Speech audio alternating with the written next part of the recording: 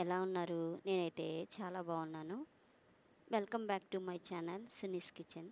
Like చేయండి, share చేయండి, subscribe చేయండి. ఈరోజు మీకు దొండకాయతో పచ్చి కొబ్బరి కర్రీ చేసి చూపిస్తాను. చాలా టేస్టీగా ఉంటుందండి. రసంలోకి, పప్పులోకి, సాంబార్లోకి దేనికైనా అద్దరిపోతుంది. నేనైతే ఎలా చేశానో చేసేద్దాం రండి. కిలో దొండకాయలు తీసుకున్నానండి. ఈ పావు కిలో దొండకాయలని చక్కగా కడిగేసుకొని, మట్టి ఉంటుంది కదా, చక్కగా కడిగేసుకొని సన్నగా బారుగా కట్ చేసేసుకోండి. ఈ విధంగా చూడండి, ఈ విధంగా కట్ చేసుకున్నాం అనుకో చక్కగా వేగిపోతాయండి.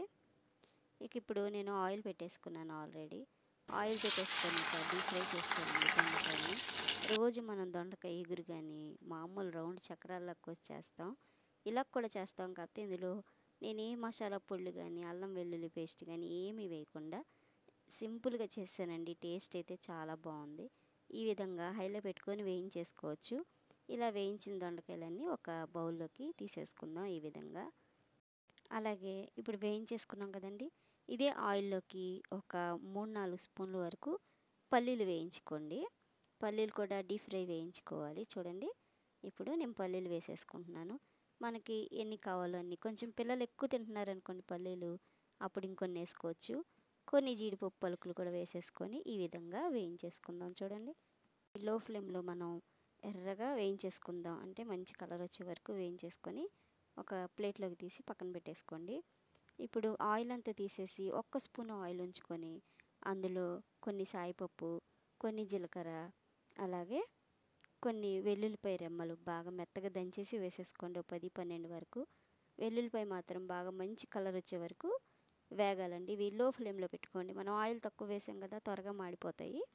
ఈ విధంగా అయితే లో ఫ్లేమ్లో అయితే ఎర్రగా వేగుతాయండి. ఆ తర్వాత ఒక 2 ఎండుమిర్చి వేసుకోండి.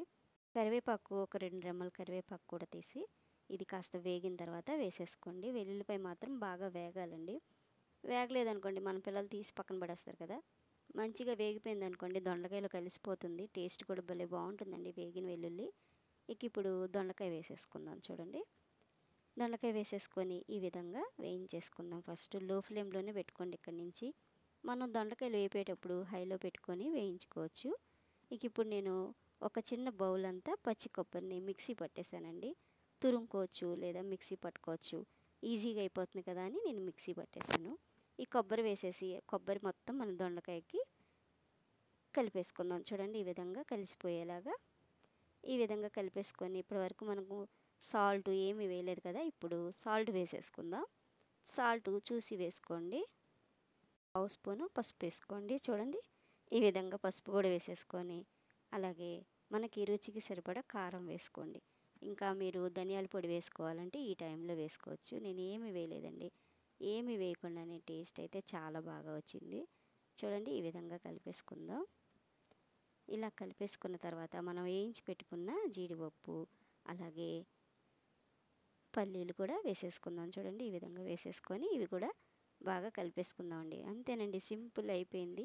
ఒక 2 నిమిషాల పాటు మనం వేయించుకున్నాం అనుకోండి టేస్ట్ అయితే చాలా బాగుంటుంది. పచ్చి కొబ్బరి టేస్ట్తో దొండకాయ అదిరిపోయింది.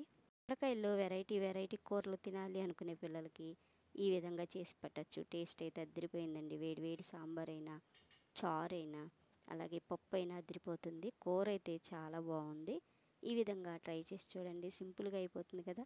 మీరు ఎప్పుడైనా దొండకాయ కర్రీ చేయాలంటే ఈ విధంగా చేసి చూడండి. పెట్టాలన్నా ఈజీగా అయిపోతుంది. పిల్లలందరూ ఇంట్లో ఉన్న ఏదైనా వీకెండ్లో ఇలా చేసి పెట్టండి, అదిరిపోతుంది టేస్ట్. ట్రై చేయండి, టేస్ట్ చేయండి. Thank you for watching my video.